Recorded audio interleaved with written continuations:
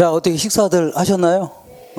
많이들 모셨네. 한 300명 정도. 와, 엄청나게 많이 모셨네. 자, 지금부터 아무래도 5번 정도에 걸쳐서 풀 겁니다. 근데 이거를 10회분을 전부 다 하는 것은 거의 불가능합니다. 그래서 제가 작전을 좀 잘 짰는데, 볼게요. 적으세요. 여기다가 지금 5번에 걸쳐서 할 거니까 5월 22일, 그 다음에 5월 29일 날, 5월 29일, 그 다음에 6월 5일 날, 6월 5일, 그 다음에요 6월 12일 날, 6월 12일, 그 다음에 6월 19일 날, 매주 금요일입니다. 금요일인데, 자, 어디 갔냐면, 자, 요때 이제 21회를 할 겁니다. 21회. 그리고요, 요때 23회를 할 겁니다. 23회. 그리고 요거는요, 25회를 풀 겁니다. 요때는요, 27회. 요때는요, 29회. 이렇게 풀 거고. 그리고 나머지는요, 다음 주에 요거는 이제 숙제입니다. 제가 숙제도 검사할 겁니다. 검사할 거니까. 요거는 이제 여기 22회하고요. 24회. 요거 풀어오세요. 풀어오시고, 제가 이 중에서 안 풀리는 문제 있죠? 요거는 제가 그냥 풀 겁니다. 그리고 요거는요, 이 중에서 이제 집에서 풀다가 안 풀리는 문제 있죠? 한 10문제 정도 뽑아서 질문 받으면서 풀 겁니다. 왜냐면 하나하나 진행 못 합니다. 그래서 요거는 집에서 풀어 오셔야 됩니다. 알겠죠? 그래서 한 7문제에서 10문제 정도 풀 겁니다. 7문제, 10문제 정도 질문 받으면서 안 풀리는 문제. 자, 그리고 그 다음에는 6월 5일 날은요, 26회. 요거는 집에서 풀어 오셔야 됩니다. 그리고 요것도 28회. 요것도 집에서 풀어 오셔야 됩니다. 요거는 얼마라고요? 30회. 그래서 요것도 7문제에서 10문제, 7문제, 10문제 이렇게 뽑아서 풀 겁니다. 안 풀리는 거 있잖아요. 뽑아서 이렇게. 자, 요거는 6문제에서 한 8문제 이렇게. 요것도 마찬가지로 6문제에서 8문제. 여기도요 6문제에서 8문제 이렇게 해서 요건 집에서 풀어오세요. 그리고 요거는 저랑 같이 풀 겁니다. 같이 풀 거니까 이렇게 해서 마무리할 겁니다. 자, 할 수 있겠죠? 요거 검사할 겁니다. 풀었는지 안 풀었는지 제가 이렇게 딱 보면 알아요. 그냥 체크만 해왔는지 딱 보면 압니다. 뭐 풀었는지 안 풀었는지. 그죠? 풀어올 거예요? 이거 풀어오세요. 그러면 이거 잘 풀면은 엄청난 효과가 있을 겁니다. 자, 곧바로 21회를 보겠습니다. 21회. 제가 갖고 있는 게 제가 프린팅으로 해온 거라 약간 좀 읽다가 차이가 나는 것 있으면 얘기 좀 해주세요. 자, 1번 보겠습니다. 1번. 21회 A형 1번. 요거는 제가 항상 우리 요약집 페이지를 적어 드릴 겁니다. 요약집 페이지에 페이지 12페이지에 있을 겁니다. 12페이지. 그래서 집에서 한번 좀 풀어보세요. 안 풀리는 것은 부동산은 다른 재와 구별되는 독특한 특성들이 있으며 이러한 특성들로 인하여 일반 시장과는 구분된답니다. 이에 관한 설명으로 틀린 것은, 자, 2번 볼게요. 좀 평이한 내용들 이런 것들은 전부 다 약간 건너뛰면서 할 겁니다. 2번 볼게요. 부동성은 소모를 전제로 하는 재생산 이론이라든가 사고방식을 적용할 수 없게 한다. 이거는요, 소모를 전제로 해서 어쩌고저쩌고 하는 거 있죠? 이건 답을 하고요. 영속성 때문입니다.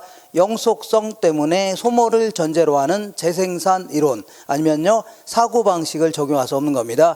우리 건물을 언젠가는 철거해야 되죠? 그러니까 소모를 전제로 하는 재건축 이론 이런 게 발달할 수밖에 없는데 이거는 그럴 수가 없는 겁니다.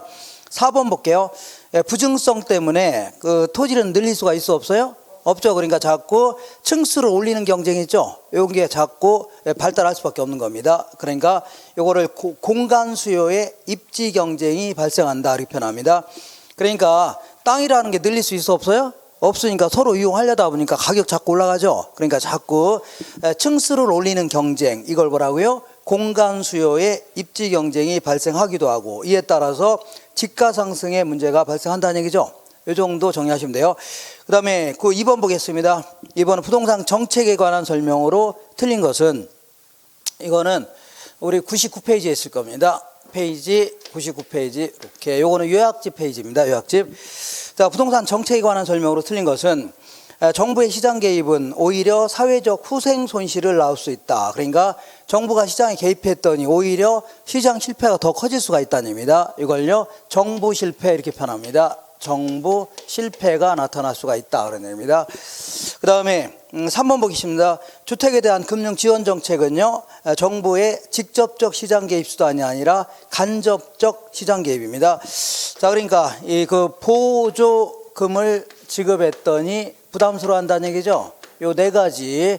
자, 요거는 간접적 시장 개입입니다. 보조금, 조세, 금융 부담금. 보조금 얘는요, 조세, 보조금입니다. 보조금, 조세, 금융수단. 마지막 하나 정도 한다. 부담금이 있죠. 요 네 가지는요, 간접적 시장 개입입니다. 그다음에 5번 볼게요. 정부의 시장 개입에는 공공임대주택을 직접 생산 공급하거나 이런 걸요, 직접적 개입이라는 겁니다. 직접적 개입. 자, 그다음에 주택의 거래라든가 배분을 통제하는 방법 이런 것들은요, 이용 규제 아니면요, 이용상 규제 혹은요, 간접적 개입이라는 겁니다. 간접적 개입이다. 자, 다시 한번 해볼게요. 이렇게. 자, 정부에서 시장 개입에 공공임대주택을 직접 생산 공급하거나 이런 걸요, 직접적 개입이다 이렇게 얘기합니다. 그리고 그 옆에 있는 주택의 거래라든가 배분을 통제하는 방법 있죠. 이렇게 너 주택 거래할 때 이거 뭐 이거 이상 받지 말아라 뭐 이렇게 할 수 있죠. 이거보다는 여기다 건물 짓지 말아라 막 규제할 수 있죠. 이런 걸 다 뭐라고요?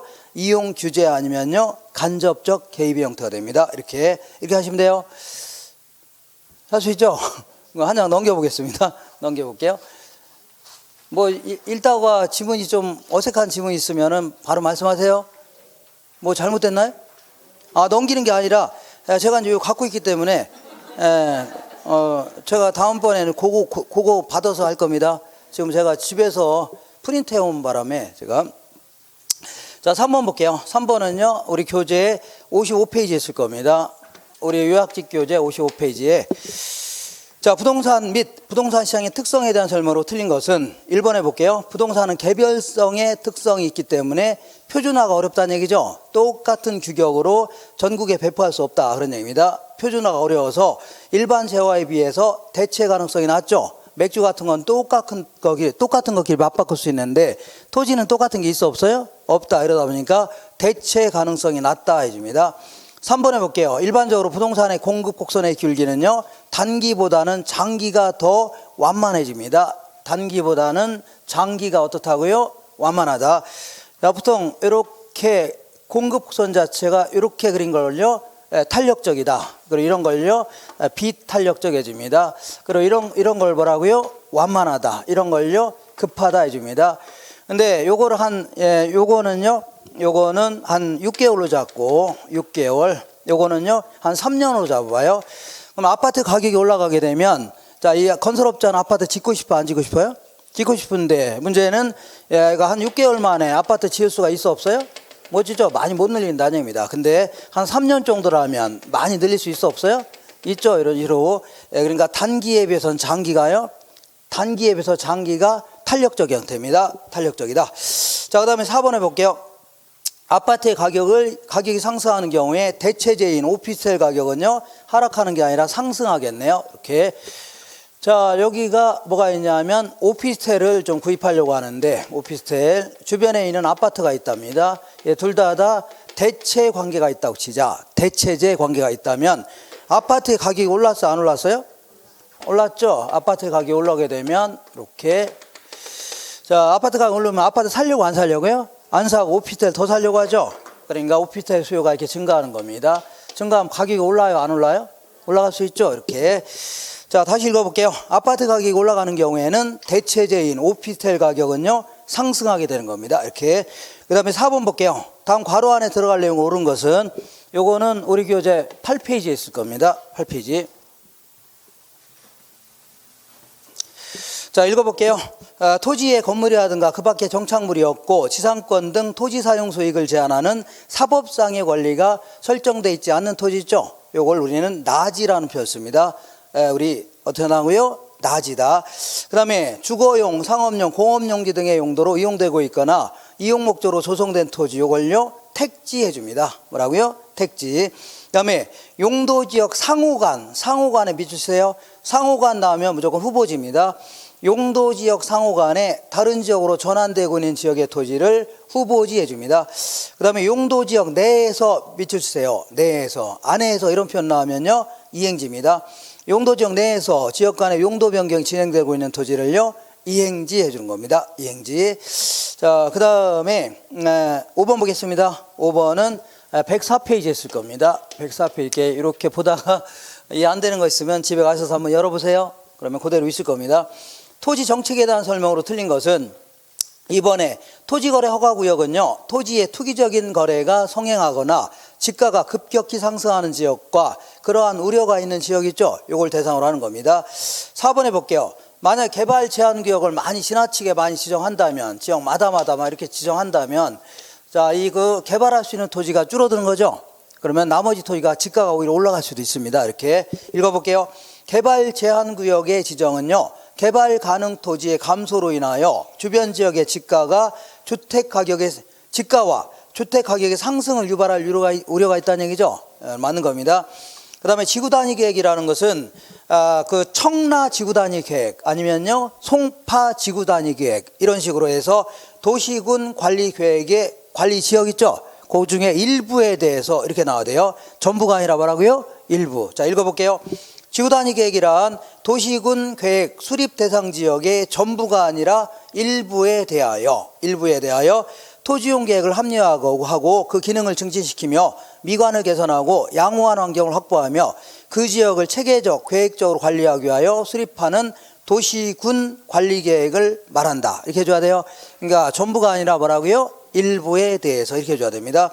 그 다음에 6번 보시면 부동산 개발 단계 중에 마케팅에 대한 설명으로 틀린 것은 요거는요, 우리 교재 요약집 교재 202페이지에 있을 겁니다. 202페이지 개발론에 있을 겁니다. 자, 부동산 개발 단계 중에 마케팅에 관한 설명으로 틀린 것은 2번에 볼게요. 일반적으로 개발될 공간의 임대활동은요, 임대활동 같은 경우는요, 초기부터 진행시켜야 되는 겁니다. 임대활동. 자, 그래서 개발사업 초기 단계에서부터 이루어지는 것이 바람직하죠. 그러니까 꾸준히 임차인들을 확보도 하고 현수막도 걸고 이렇게 해줘야 되는 겁니다. 그 다음에 3번 볼게요. 부동산의 종류와 관계없이 마케팅 활동의 유형은 동일하다. 말도 안 되는 겁니다. 얘가 주거용이냐 상업용이냐 아니면요 대형 아파트냐 소형 아파트냐 아니면요 호화 아파트냐 서민 아파트냐 이런 거에 따라서 마케팅의 형태는 다 달라지는 겁니다. 이렇게 상식적인 얘기입니다. 5번에 보니까 부동산의 개별성으로 인하여 분양 광고의 내용도 개별성을 갖는 것이 일반적이죠. 그러니까 어떤 지역에 있냐, 그 지역의 환경은 어떤 거냐, 부동산은 어떻게 생겼냐, 전부 다 다르죠. 이런 걸 다 개별적으로 광고 같은 거 할 필요가 있다 그런 얘기입니다. 자, 그래서 다 맞는 거고 3번이 틀린 겁니다. 3번. 그 다음에 이거 여기 다음부터는 저도 그거 받아서 할 거니까 똑같이 진행할 겁니다. 지금 이렇게 약간 내용하고 다른 게 있나요? 똑같이 하는 거죠? 똑같이. 자, 그걸 제가 안 봤기 때문에 저도 이제 급하게 와서. 7번 볼게요. 주택의 분류 중에 건축법상 공동주택의 유형으로 틀린 것은, 자, 이런 것들이 상당히 공법에 있는 내용들인데, 이것도 약간 헷갈려. 자, 우리 이제 주택법과 건축법에 따라서 주택의 유형을 좀 약간 달리 합니다. 이런 것들. 자, 주택법도 이제 단독주택이 있고, 얘는 뭐라고요? 얘도 단독주택이 있습니다. 그리고 플러스 이제 공동주택, 이렇게 얘기하고 있습니다. 여기도 뭐라고요? 공동주택, 이렇게 얘기하는데, 자, 공동주택은요, 이 아파트하고, 얘부터 할게요. 아파트 아세요?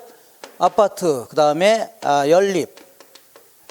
연립주택, 그 다음에 다세대 있죠? 다세대.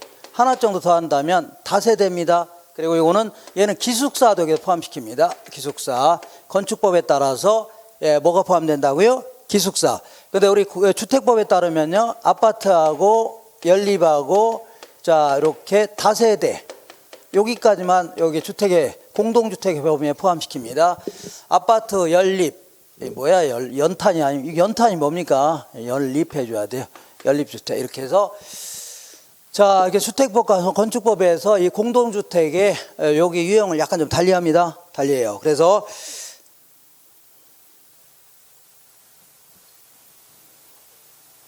글씨가 마음에 들죠? 마음에. 자, 그래서 주택의 분류 중에 건축법상 공동주택의 유형으로 틀린 것은, 우리 문제에서는 그냥 아무 얘기 없이 그냥 주택의 분류 중에 공동주택 유형으로 틀린 것은 했기 때문에 이게 전부 다 복수정답으로 이제 아직 답이 없음으로 했던 겁니다. 이게 지금 제가 여기 있는 내용 중에 거의 그 복수정답 같은 게 많이 있는데 전부 다 수정한 겁니다. 지금 맞춰서 전부 다 바꿔놓은 거예요. 그런 줄 아세요? 그러니까 여기서는요, 건축법상 공동주택 유형에는요, 아파트, 연립, 다세대, 기숙사 있죠? 요거까지만 해당되고, 다중주택은요, 다중주택은 고시원 같은 게 다중주택인데 이거는 개인이 갖고 있는 겁니다. 개인이 고시원 같은 거 운영하는 거죠. 그러니까 이거는 단독주택의 형태입니다. 뭐라고요? 단독주택, 고시원 같은 거 이런 거 있죠. 다가구주택 이런 것도 뭐라고요? 단독주택입니다. 원래 단독주택 외에도 이런 거 다 뭐라고요? 단독주택의 범위에 포함되는 겁니다. 이렇게 알겠나요? 개인이 어떤 건물 갖고 있으면 다 단독주택입니다. 이렇게. 자, 이거는 공동주택은요, 구분 구획된 마다 뭐라고요? 별도의 소유를 인정하는 형태이죠. 이런 형태를 공동주택이라는 겁니다. 자, 그러니까 7번은 정답이 4번이 되는 겁니다. 4번. 그 다음에 8번 볼게요. 주택금융제도에 관한 설명으로 틀린 것은, 요거는요 169페이지에 있을 겁니다. 169페이지 우리 교재 169페이지가 있는데, 자, 여기가 뭐가 있냐면 신한은행이 있는데, 신한은행이 여기 주택 소비자한테, 아파트 구입하는 소비자한테 돈을 딱 빌려주게 되면 두 가지 권리가 딱 생깁니다. 자, 당연히 원금이자를 받을 권리가 있어 없어요? 있죠. 이거를 원리금 수취권 해줍니다. 그러다 얘가 만약에 돈을 못 갚는다 그러면 담보로 잡은 부동산 있죠? 팔아서 외수할 수 있는 권리, 이걸요 저당권 해줍니다. 근데 이거를 이제 한번 빌려주고 나면 장기간에 걸쳐서 묶여있는 채권이라는 얘기죠. 그래서 안 되겠다. 이거를요 기관 투자한테 팔아보자는 얘기입니다. 이 권리 팔아보자 그런 얘기인데, 얘들이 안 샀다는 얘기죠. 기관 투자자들이. 그래서 자, 98년도에 코모코라는 회사를 설립했는데 지금은 금융공사로 명칭이 바뀌었습니다. 금융공사. 니네들 우리한테 원리금 수취권과 저당권을 팔아라. 자, 그러면 우리가 웬만하면 사주겠노라 했던 겁니다. 웬만하면 사주겠다. 그러면 얘들은 계속해서 돈 막 빌려줄 수 있는 거죠. 그럼 계속 이 권리를 팔리니까 계속 수없이 많은 사람한테 돈을 빌릴 수 있는 겁니다. 근데 애들도 돈이 있어야 얘가 사주는 거죠. 이 돈을 마련하려고 이 구입한 원리금 수취권과 저당권을 그대로 팔아치운 게 아니라 이걸 가공해 갖고 유가증권의 형태로 팔았는데, 이걸요 모기지, 백, 시큐리티스에서 이걸요 저당 담보증권이라는 겁니다. 근데 얘는 이제 지급 보증해 주겠다 나온 겁니다. 나중에 못 받으면 갚아주겠다는 얘기죠. 그래서 이렇게 하니까 얘들이 사줬다는 얘기죠. 그래서 결국은요 기관 투자자가 갖고 있었던 돈들이 주택시장으로 빨려 들어가면서 우리 IMF에서 벗어나는데 일조를 했던 제도 있죠. 이걸 뭐라고요? MBS 제도라는 겁니다. 이때 요걸 뭐라고 하냐면 1차 저당시장, 요걸 뭐라고요? 2차 저당시장, 이렇게 얘기합니다. 한번 읽어볼게요. 8번에 2번 볼게요. 자, 금융기관은 수취한 예금 등으로 주택담보대출을 제공하는데 이를 뭐라고요? 1차 주택저당대출시장이다. 맞는 거고. 3번 볼게요. 2차 주택저당대출시장은요, 요거를요 특수목적회사 해줍니다. 특수한 목적으로 설립한 회사다. 스페셜 퍼포스 컴퍼니라는 겁니다. 자, 그러니까 특수목적 혹은 특별목적 회사를 통하여 투자자로부터 자금을 조달하여 주택자금 대출기관에 공급해준 시장 있죠. 결국은 이거 팔으면 돈 들어오죠. 이거 여기 사주는데 쓰는 거니까 결국은요 그 주택시장으로 자금을 공급해주는 시장입니다. 공급해주는 시장. 자, 그 다음에 4번은 주택금융신용보증기금 있죠. 요거는 현재는요 어디로 다 귀속됐냐면 주택금융공사로 다 들어가 있습니다. 자, 금융공사로 다 전부 다 이관돼 있습니다. 다 통합됐어요. 그래서 이 주택금융시중보증기관이 어디냐면 옛날에 87년도에 주택신보였었는데, 이게 지금은 전신이 주택신보인데 지금은 다 어디로 들어가 있다고요? 금융공사로 다 합병이 됐습니다. 얘들은 주로 뭘 하던 기관이냐면, 야, 니네들 금융기관한테 그러는 겁니다. 니네들 국민주택 규모 이하의 아파트 구입한 사람 있죠? 돈 막 빌려주라는 얘기입니다. 나중에 회수 못하면 갚아주겠다는 얘기입니다. 아니면요 자, 이 국민주택 규모 이하의 아파트 건설사들 있죠? 얘들 돈 빌려주라는 얘기입니다. 나중에 분양 안 돼서 회수 못하면 갚아주겠다는 얘기죠. 아니면요, 전세자금 같은 거 대출해주라는 얘기죠. 돈 못 갚으면요, 갚아주겠다는 얘기죠. 이런 걸 하던 기관입니다. 이런 하던 기관이에요. 요거 거기 다 보시면 나올 겁니다. 주택금융신용보증기금이 지금은요, 금융공사로 다 들어가 있습니다. 이렇게. 자, 그래서 얘네들은 각종 대출 보증을 서던 기관입니다. 그러니까 다시 읽어볼게요. 주택금융신용보증기금의 용도는요, 나중에 은행이 회수 못한 거 있죠? 이걸 대신 갚아주는 겁니다. 신용보증 채무를 이행하고, 그러면 이렇게 갚아주려면 돈 필요해요, 안 필요해요?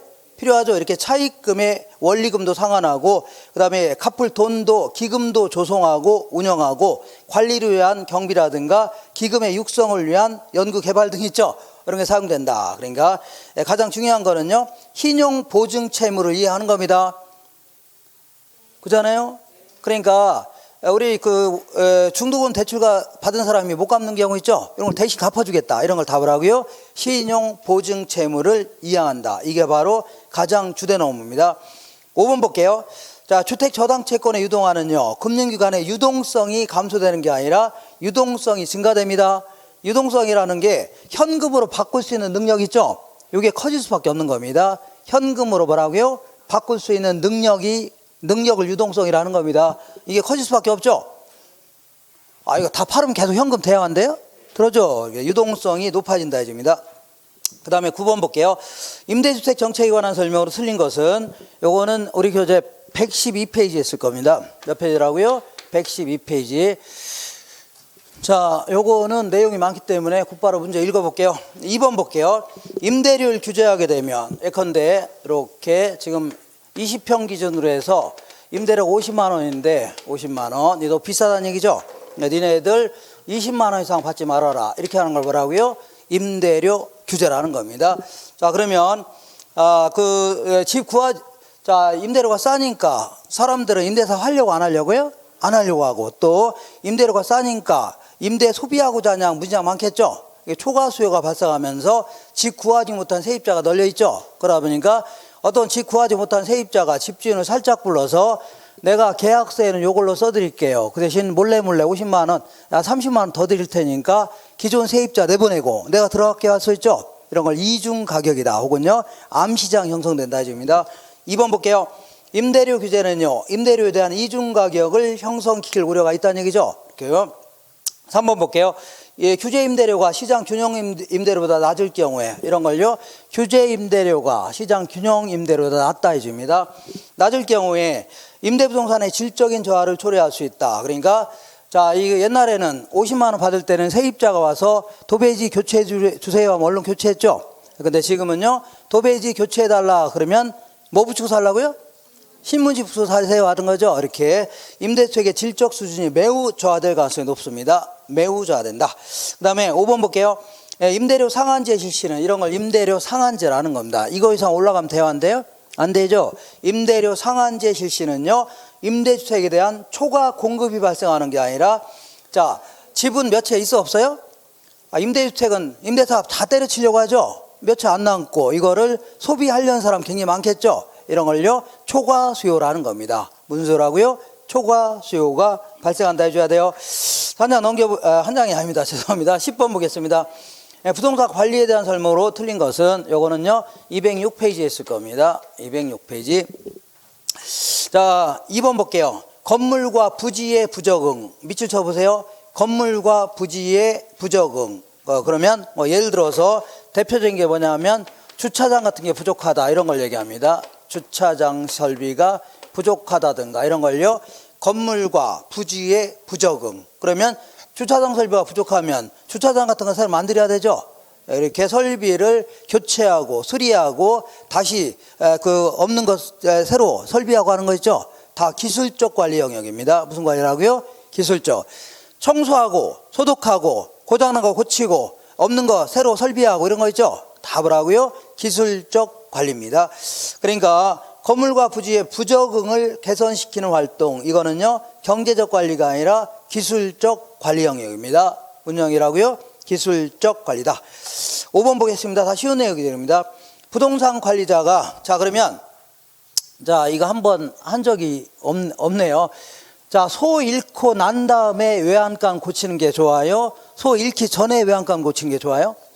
소 잃기 전에 외환감 고쳐야 돼요. 왜냐하면 소 잃고 난 다음에 외환감 고치려면 소가 50마리가 토꼈다는 얘기죠.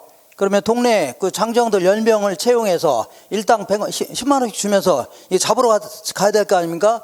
그럼 돈 많이 들어 안 들어요? 들고 이것들이 외양간 다 때려 부수고 토낀 거죠. 이거 다 고치려면 돈 많이 들죠. 그러니 아예 처음부터 철사로 이제 그 토낄 만한 장소만 곳만 꽁꽁 묶어 놓으면 되죠. 훨씬 돈이 덜 들어가는 겁니다. 이걸요 사전적 유지 활동이라는 겁니다. 자, 예방적 유지 활동 이렇게 해주면 돼요. 5번 보겠습니다. 부동산 관리자가 유지관리 업무의 수행 시 대상 부동산의 물리적, 기능적 흠을 발견하여 안전하게 유용성을 발휘할 수 있도록 사전에 조치를 취하는 게 바람직하죠. 사후에 다 토낀 다음에 조치를 취하는 거는 바람직하지 않습니다. 이렇게. 그 다음에 자 11번은 이제 요거는 페이지 196페이지인데 이건 그냥 상식적인 얘기입니다. 상식적인 얘기.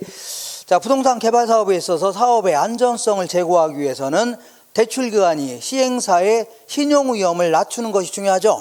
그러니까 돈을 빌려주려고 하는데 돈 뜯길 염려가 있잖아요. 그러니까 신용 위험을 낮추는 것이 중요한데 이에 대한 대책으로 틀린 것은 그러니까 만약에 당해 2번 볼게요. 당해 시행 업무의 별도 법인화. 예를 들어서 별도로 자, 이 서류상 회사를 설립하도록 하고서 거기다가 이제 회계 처리하도록 하는 거죠.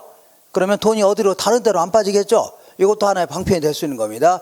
페이퍼 컴퍼니를 만들어서 별도로 그쪽으로 회계 처리하도록 하는 겁니다. 이렇게 이것도 하나의 그 방편이 될 수 있는 거고. 그러니까 시행사의 신용 위험을 낮출 수가 있다는 얘기죠. 아, 금융기관 입장에서는 돈을 쉽게 해소할 수 있다는 얘기입니다. 위험을 낮춰야. 위험이 높으면 뜯길 염려가 있는 거 아닙니까? 그 얘기하는 겁니다. 그 다음에 3번에 시행사 주식에 대한 질권을 설정해서 나중에 돈 안 갚으면요 시행사들이 갖고 있는 주식 있죠. 요걸 아예 그냥 뺏겠다 할 수 있는 거 아닙니까? 안 갚으면 이렇게 질권을 설정할 수 있고. 그 다음에 이 아주 상식적인 얘기입니다. 대출 심사 조건을 완화시켜야 돼요? 강화시켜야 돼요? 어설프게 하면은 다 그냥 돈 뺏길 염려가 있죠. 그러니까 아주 철저히 이것들 다 여러 가지 서류도 철저히 받고 이렇게 해야 되겠죠. 강화시키는 게 낫겠죠. 이런 거 상식적인 얘기 아닙니까? 자, 그다음에 상식적인 얘기. 그다음에 자 12번 볼게요. 자, 이것도 이제 페이지 196페이지에 있을 겁니다. 여기 의외로 개발론 여기서 이제 상식적인 얘기를 많이 물어보네요. 부동산 개발 사업의 진행 과정에서 시행사 또는 시공사가 스스로 관리할 수 있는 위험으로 오른 것은 1번에 보니까 매장 문화재 출토로 인한 사업 위험. 일단 건물을 짓고 있는데 갑자기 해골이 나왔다는 얘기죠. 아니 언제 때 해골이 나왔냐면 신라 시대 때 해골이 나왔습니다. 그러면 이 개발 사업 오일수도 많은 겁니다. 그죠? 누가 뭐 거기 있는 건물 누가 가져가죠? 어떻게 합니까? 그러니까 오일수도 많은 거고. 그리고 또한 여기 있는 문화재 같은 거 훼손되면 돼야 한대요? 안 됩니다. 그대로 이거는 어쩔 수 없는 겁니다. 이거는 저 시행사가 관리할 수 있어 없어요? 없는 겁니다. 이거 어떻게 관리합니까? 그리고 상식적입니다. 3번에 볼게요. 사업지 주변에 원래 사업지 주변에 이렇게 큰 도로가 난다고 하길래 여기다 이제 건물 짓기자겠는데 문제는 얘가 계속 사업이 지연돼요, 안 지연돼요? 계속 지연되거나 안 될 수 있죠. 그럼 얘들은 크게 손해 볼 수 있는 겁니다. 이것도 시행자가 어떻게 할 수 있어 없어요? 없습니다. 이런 것들을 통제할 수 없는 겁니다. 그러니까 1번 매장 문화재 출토에 따른 사업 위험이라든가 사업지 주변 사회 간접 자본 시설을 확충의 지연 위험 이런 것들 있죠. 답을 하고요. 스스로 관리할 수 없는 위험입니다. 근데 5번에 부실공사 하자에 따른 책임 위험. 이거는 부실공사는 자기가 뭐 신경 쓰면은 부실공사가 없어질 수 있는 거죠. 스스로 통제할 수 있다는 얘기입니다. 스스로 통제할 수 있는 위험입니다. 5번입니다. 5번이 정답이에요. 13번 보겠습니다. 부동산 개발에 관한 설명으로 틀린 것은 이거는 198페이지에 있을 겁니다. 198페이지. 자, 2번 볼게요. 프로젝트 파이낸싱은요, 사업자의 신용이라든가 부동산을 담보로 대출해 주는 것이 아니라 무조건 뭐라고요? 사업성을 기초로 빌려주는 겁니다.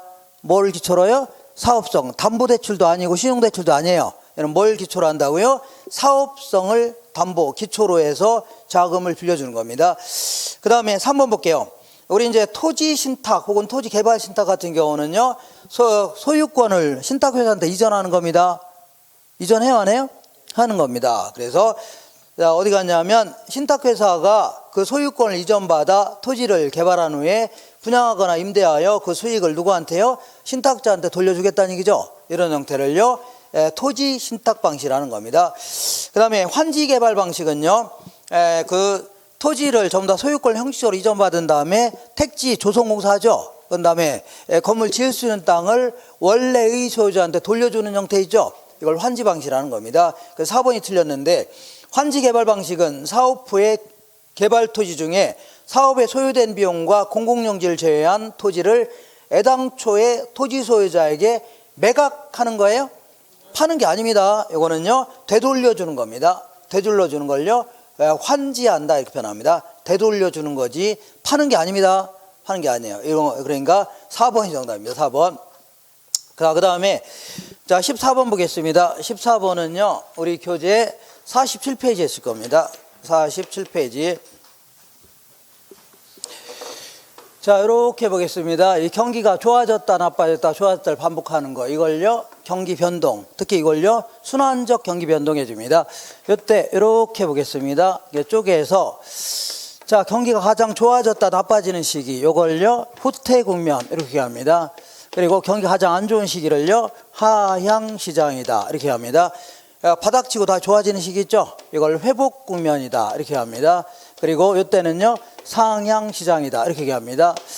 자, 이때 이제 상대적으로 경기가 이제 좋은 시기를요, 경기가 확장 국면에 있다. 건물 같은 거 많이 짓고, 거래도 많아지고 하니까 확장 국면에 있다. 이 시기는요, 건물 같은 거 거의 안 짓죠? 그리고 거래도 축소되고 이러다 보니까 경기가 위축돼 있다, 아니면 수축돼 있다 해서요, 수축 국면이라는 겁니다.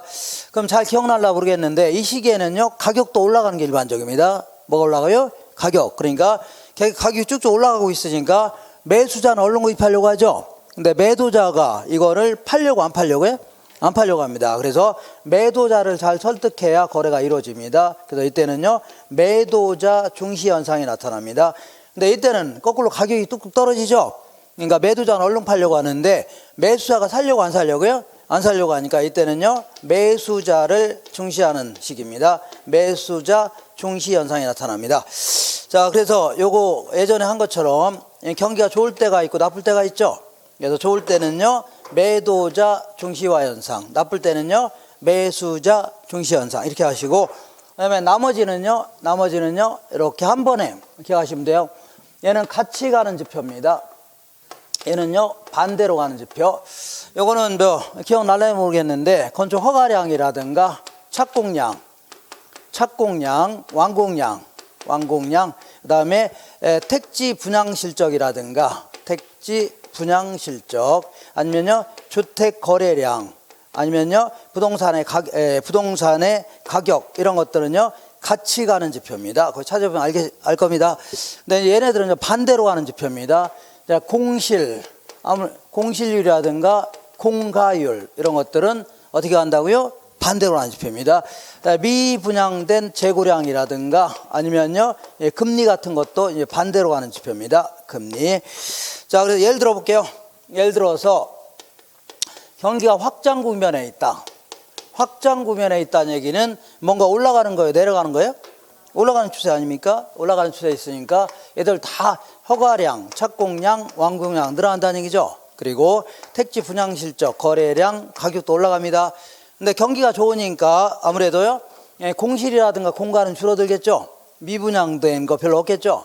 그리고 금리도 내려가 있어야, 낮아 있어야 투자를 늘리는 겁니다. 이렇게 해서, 자, 그런 얘기 써 있으니까 한번 읽어볼게요. 먼저 거기 회복기하고 상향기는요, 회복기하고 상향기 어디예요? 요거하고 요거죠. 요 시기는 누가 중시한다고요? 매도자 중시 현상이 나타납니다. 그러니까 A번은 뭐라고요? 매도자입니다. 자, 그 다음에 건축 허가 신청 건수는요, 이때는 경기가 좋을 때는 같이 올라가죠. 그러니까 허가량 이거 많아지는 겁니다. 그러니까 건축 허가 신청 건수 B는도요, B는 증가입니다. B는 뭐라고요? 증가. 그 다음에 C는요, 공실은 오히려 나빠지는 거, 공실은 내려가겠죠. 경기가 좋을 때는 공실 같은 거 줄어들 거 아닙니까? 공실은요 감소하는 겁니다. 그러니까 10번은요 감소 답해야 돼요. 10번은 뭐라고요? 감소. 그 다음에 거기 후태기하고 하향기는, 후태기와 하향기는 요거랑 요거죠. 요거는 누가 중시된다고요? 매수자가 중시되는 겁니다. 그 D번은 뭐예요? 매수자 답하시면 돼요. 정답은 1번으로 했어야 됩니다. 몇 번이라고요? 1번. 이렇게 할 수 있겠나요? 이런 식으로 좀 하셔야 돼요. 이렇게. 자, 요거 잘 보시면 돼요. 같이 가는 지표, 얘는요 반대로 가는 지표, 이렇게 해서 정리하시면 됩니다. 자, 그 다음에 그 15번 보겠습니다. 부동산 입주에 관한 설명으로 틀린 것은, 요거는 오늘 했던 내용들이 들어가 있을 겁니다. 자, 요거는 우리 교재 78페이지에 있을 겁니다. 78페이지. 자, 1번 볼게요. 회귀 모형은, 아까 회귀 모형 한번 언뜻 해서 안 했어요? 전국에 있는 이마트 홈플러스 얘네들 인구수하고, 자, 여기다가 이제 그동안 달성하는 매출액을 점을 찍어 보는 겁니다. 점을 찍어 보면 점을 찍을 수 있죠. 그래서 일단에 선을 걷는데 이걸 회귀선이라는 겁니다. 이렇게 해서 이 지역 인구가 이 정도 된다면 이 정도 매출액 달성할 거 아니냐, 이렇게 했죠. 이걸 회귀 모형이라는 겁니다. 읽어볼게요. 회귀 모형은요 특정 부지의 소매 점포의 성과가 매출액입니다. 매출액, 성과. 자, 성과에 영향을 미치는 인자들이 뭐 여기 인구라든가 소득 이런 걸 얘기합니다. 인구라든가 뭐라고요? 소득. 자, 이런 걸 결정하기 위해 사용될 수 있는 접근법 중에 하나이다. 이렇게 이거 있죠. 아까 했었죠.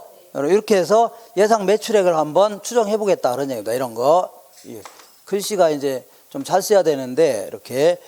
자, 이 정도면 글씨가 아주 더럽게 쓰는 거네요. 이렇게. 자, 그다음 2번 볼게요.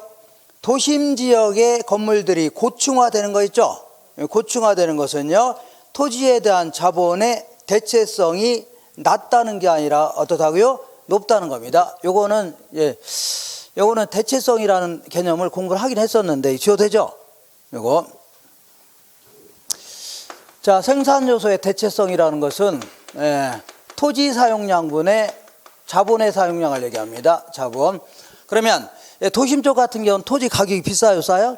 무슨 가격 비싸죠? 그러니까 토지는 이제 조금만, 비싸니까 토지는 조금만 사용하고, 그 대신요, 자, 상대적으로 싼 자본이죠. 건물 올리는 비용을 많이 높이려고 합니다. 그래서 이렇게 해서 얘는 줄고 얘는 크다는 얘기죠. 그러면 이제 대체성이 크다 해줍니다. 안쪽은 뭐라고요? 생산 요소의 대체성이 크다 해줍니다. 자, 2번 맞는 겁니다. 이거 맞아요? 요거 있습니다. 이거 하긴 했는데, 약간 이런 거 들어본 적 있나요? 처음 들어봐요? 어디 있어요? 우리 거기 유학집에 있습니다. 예? 예? 이거 맞는 거예요, 2번. 아, 2번이 틀렸네요. 2번이 대체성이 높다는 겁니다. 대체성이 뭐라고요? 높다. 이렇게. 아, 그러니까 도심 쪽 같은 경우는 5억 가지고 땅만 구입하면 건물 지을 돈이 있어 없어요? 없죠. 그러니까 땅은 조금만 구입하고 상대적으로 건물 올리는 비용 있죠. 여기다 많이 쓰려고 한다는 얘기입니다. 상대로 싼 거 이걸요.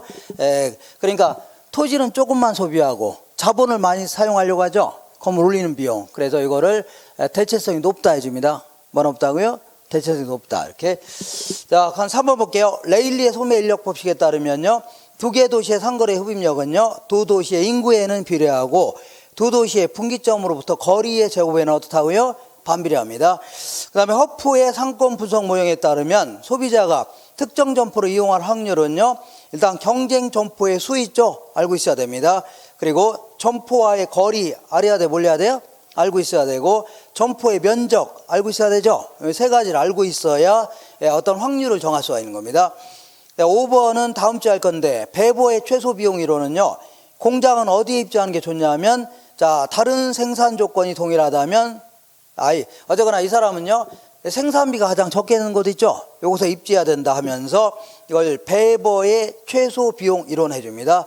그래서 다른 조건이 동일하다면 수송비는요, 원료와 제품의 무게, 원료와 제품이 수송되는 거리 있죠? 이런 거에 따라서 자, 시장 쪽에 입지하는 게 좋냐, 아니면요, 공장, 그 원료 산지 근처에 입지하는 게 좋냐, 이렇게 따져볼 수 있다는 얘기입니다. 이렇게 그런 것도 한번 했었는데, 한번 확인하세요. 이렇게. 한 장이 아니라, 그 다음 볼게요. 자, 16번 볼게요. 16번은 아까 한 문제하고 똑같은 게, 똑같네요. 아까 한 문제가 이거 한번 풀었었는데, 이거 풀었죠? 자, 볼게요. 다음은 각 도시별 산업별 고용자 수를 나타내는 표이다. 입지계수가, 섬유산업의 입지계수가 가장 높은 순으로 나열된 것은 다만 전국에는 3개 도시와 2개 산업만 존재한답니다. 그래서 아까 얘기한 대로 이렇게 박스가 이렇게 딱 있는데 이렇게 돼 있는데, 자, 이렇게 했는데, 요게 이제 전국입니다. 요게 전국이죠? 전국 아닙니까? 요거는 A도시, B도시, C도시입니다.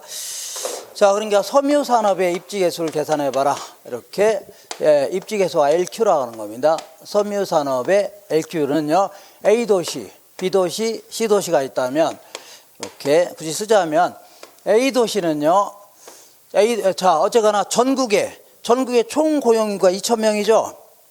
맞죠? 그 중에서 섬유산업에 종사한 사람 1,000명 아닙니까?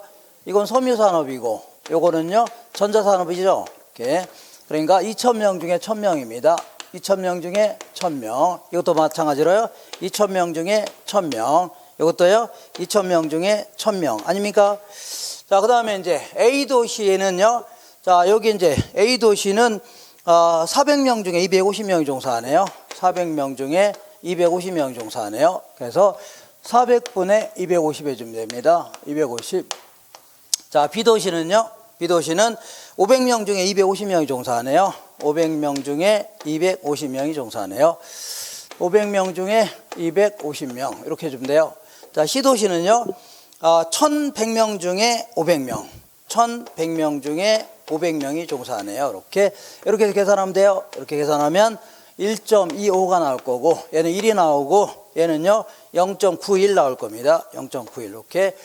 자, 그래서 A, B, C 순서에 따라서 A, B, C 이렇게 해서 1번을 답하면 돼요. 1번 답하시면 됩니다. 요거 아까 했었죠? 근데 요거를 계산할 때는요, 자, 이거는 1,100명 중에 요거는요, 500명이죠? 500명 아닙니까? 아까 얘기한 대로 이 나누는 금액은 다 같아요? 달라요? 다 같죠?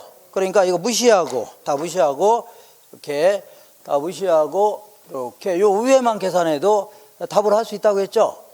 그래서 곧바로 이렇게, 자, 이것분의 이거 하면요, 아까 625 나올 겁니다. 아까. 자, 그 다음에 이것분의 이거 하니까 0.5죠? 아까 1이라고 했다가 망신당했잖아요. 그래서, 쪽팔려 죽는 줄 알았습니다. 그 다음에, 요거는요, 0.45. 이렇게 45에서 순서에 따라 얼른 답하면 되죠. 그 다음에 17번은 우리 교재 50페이지 있을 겁니다. 몇 페이지라고요? 50페이지. 자, 그래서 우리 이제 거미집이로는요, 수탄수, 공탄발 기억하셔야 돼요. 수탄수, 뭐라고요? 공탄발. 이렇게. 자, 그래서 수탄수 하면요, 수요의 탄력성과, 어쨌거나 수요의 탄력성이 더 크면 뭐라고요? 수요명. 공급의 탄력성이 크면요, 발산형. 그러니까 수요의 탄력성과 공급의 탄력성을 비교했더니 얘가 더 크다는 얘기죠. 이럴 경우는요, 언제 가는 규정점의 이름입니다. 이걸요, 수렴형이라는 겁니다. 그 다음에 수요의 탄력성과 공급의 탄력성을 비교해봤더니 얘가 더 크다는 얘기죠. 얘는 점점 균형에서 멀어집니다. 이걸요, 발산형 해줍니다. 균형이라고요? 발산형이다. 이렇게 얘기합니다.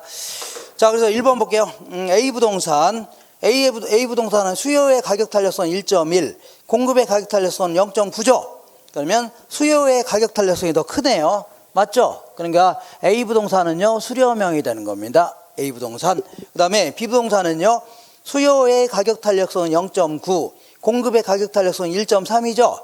공급의 가격 탄력성이 더 크네요. 그래서 이건 뭐라고요? 발산형이 되는 겁니다. 그래서 1번을 답해야 돼요. 몇 번이라고요? 1번. 그 다음에 18번 보겠습니다. 18번.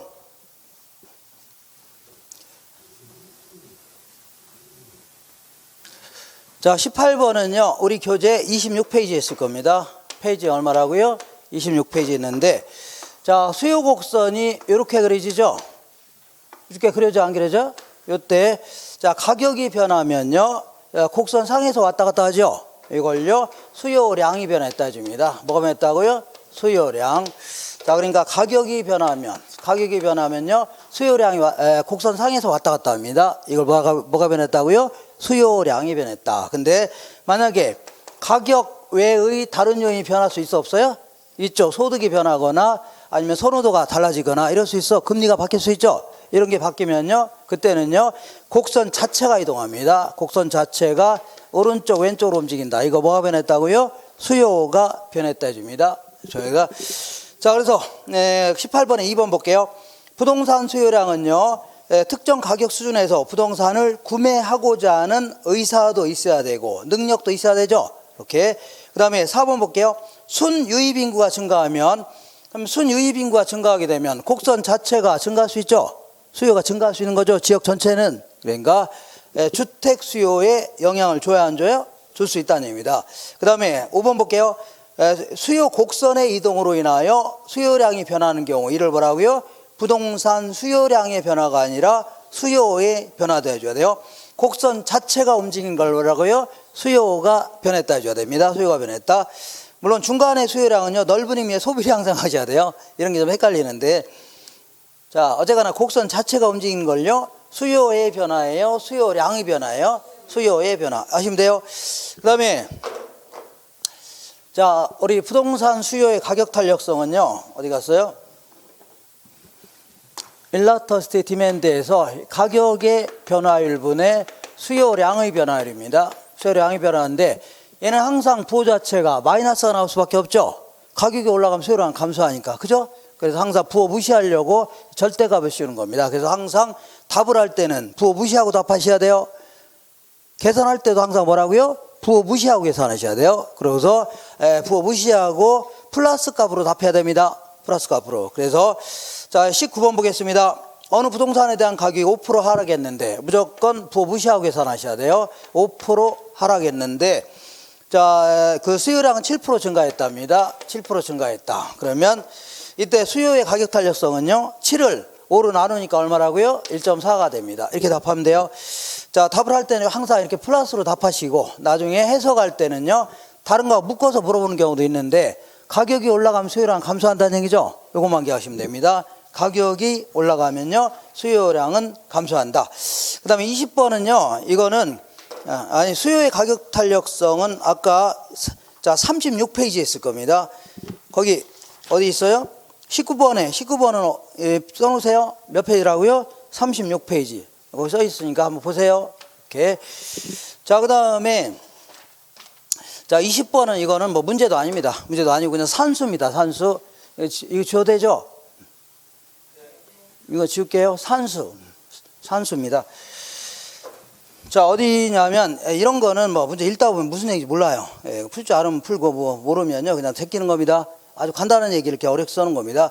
다음 편은 쌀, 우유, 사과 세 가지 상품의 1000제곱미터당 연간 산출물의 시장 가격, 생산 비용, 교통 비용을 나타낸 겁니다. 1000제곱미터당, 이렇게 볼게요. 1000제곱미터당, 그 쌀, 그 다음에 여기는요, 우유, 사과입니다. 우유, 사과. 이렇게 되어 있는데, 자, 1000제곱미터당, 이 농지가 여기 1000제곱미터인데, 이때 이제 항상 수익에서 뭘 뺀 거라고요? 비용을 뺀 게 이익이 되는 겁니다. 수익에서 비용 뺀 거 뭐라고요? 이익인데, 자, 읽어볼게요. 교통비용을 나타낸다. 상품의 생산지와 소비되는 도시까지의 거리가 19km인 지점에서도 이윤을 얻을 수 있는 상품은, 자, 그리고 단위는 10,000원입니다. 단위는 뭐라고요? 10,000원입니다. 그러면, 자, 시장 가격이 쌀 같은 경우는요, 1000제곱미터당 150만 원이랍니다. 얼마라고요? 150만 원. 그 다음에 우유 같은 건 얼마라고요? 200만 원이라는 얘기입니다. 부호는 만이라고 했죠? 그죠? 그 다음에, 자, 사과는요, 250만 원이랍니다. 이게 수익이에요. 자, 비용을 빼야 되겠네요. 비용은요, 생산비가 1000제곱미터당 쌀은요, 70만 원 들어간답니다. 얼마 들어가요? 70만 원. 우유는 얼마 들어가요? 100만 원 들어간답니다. 자, 그 다음에 사과는요, 130만 원 들어간답니다. 그리고 이제 수송비도 들어가, 안 들어가요? 수송비 들어가야 되죠? 수송비를 빼줘야 되겠네요. 수송비도 다 비용에 들어가는 거니까. 자, 수송비는요, 1km당 그 5만 원인데 지금은 19km인 지점이라고 했죠. 도시까지가. 그러면 1km당 5만 원이니까 5만 원이니까 19km 하면요. 19 곱하기 5만 원 해주면 돼요. 19 곱하기 5만 원 하면요. 95만 원입니다. 이게 수송비예요. 95만 원 수송비. 그 다음에 우유 같은 경우는요. 킬로미터당 4만 원 들어간답니다. 그럼 19km 곱하기 4만 원 하니까 76만 원입니다. 76만 원. 자, 그 다음에 사과 같은 경우는요. 6만 원씩 들어간답니다. 킬로미터당. 그럼 19km니까 19 곱하기 6 하니까 얼마예요? 114만 원 들어가네. 이게 수송비입니다. 자, 맞죠? 그러면 요게 이제 수익이고 요걸 비용 아닙니까? 수익에서 요 비용을 빼면 이익이 되는 거죠. 그러면 요거는 쌀 같은 경우는요. 빼니까 마이너스 15만 원 나옵니다. 손해죠? 수익에서 비용 빼니까 마이너스 15만 원이죠? 손해입니다. 근데 우유 같은 경우는 20만 원에서 요거 빼니까 이익이 생겼네요. 24만 원 이익이 생깁니다. 24만 원 이익. 그다음 플러스 24만 원. 그리고요. 사과 같은 경우는요. 그 6만 원 이익이 생겼네요. 몇만 원이라고요? 6만 원. 그러니까 자, 시장까지 거리가 19km인 지점에서 이익을 낼 수 있는 것은요. 우유하고 사과입니다. 뭐라고요? 우유하고 사과. 이거는 무슨 뭐 어떤 논리도 없는 겁니다. 없는 거 그냥 산수입니다. 산수인데 읽다 보니까 무슨 얘기 다 틀립니다. 이런 거는 이런 문제는 다 틀려요. 무슨 얘기인지 모르니까 몰라요. 그리고 이런 거를 해석하고 있으면요. 내년에 또 해야 됩니다. 이런 문제 나오면 얼른 제껴야 돼요. 이런 문제 나오면요. 생각도 없이 제껴야 됩니다. 생각하면서 제끼면 안 돼요. 생각도 안 하고 제껴야 됩니다. 자, 이렇게 해서 잠깐 쉬었다가 항상 그 2시간 정도 할 거니까 그런 줄 아세요? 잠깐 쉬었다 하겠습니다.